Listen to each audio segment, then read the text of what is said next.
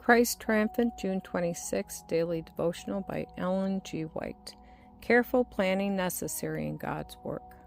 Let letters be given me to the governors beyond the river, that they may convey me over till I come into Judah, and a letter unto Asaph, that he may give me timber for the wall of the city.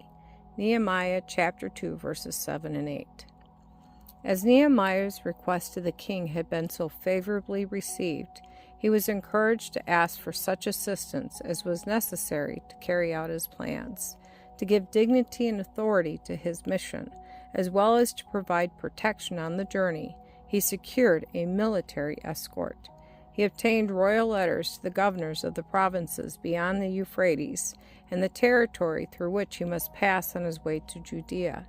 He obtained also a letter to the keeper of the king's forest in the mountains of Lebanon, directing him to furnish such timber as was needed for the wall of Jerusalem and such buildings as Nehemiah proposed to erect.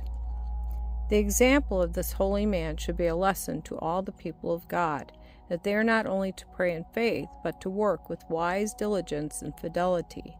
How many difficulties we encounter and how we hinder the working of providence on our behalf, because prudence, forethought, and painstaking are regarded as having little to do with religion.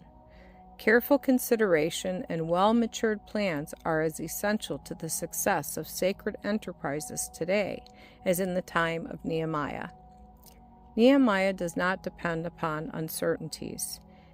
The means that he has not, he solicits from those who are able to bestow. All the world with its riches and treasures belongs to God, although it is now in the possession of wicked people. If his servants take a wise and prudent course, so that the good hand of the Lord may be with them, they can obtain the means that they need to advance his cause. Nehemiah's experience in connection with the rebuilding of Jerusalem teaches lessons that will be needed by God's people as long as time shall last. The times call for men and women of strength and decision of character. Paul says, "Finally, my brethren, be strong in the Lord and in the power of his might. Put on the whole armor of God, that ye may be able to stand against the wiles of the devil." Ephesians chapter 6, verses 10 and 11. The enemy will mingle his evil with every good work that is done if the workers are not on guard. Thus he seeks to spoil God's purposes.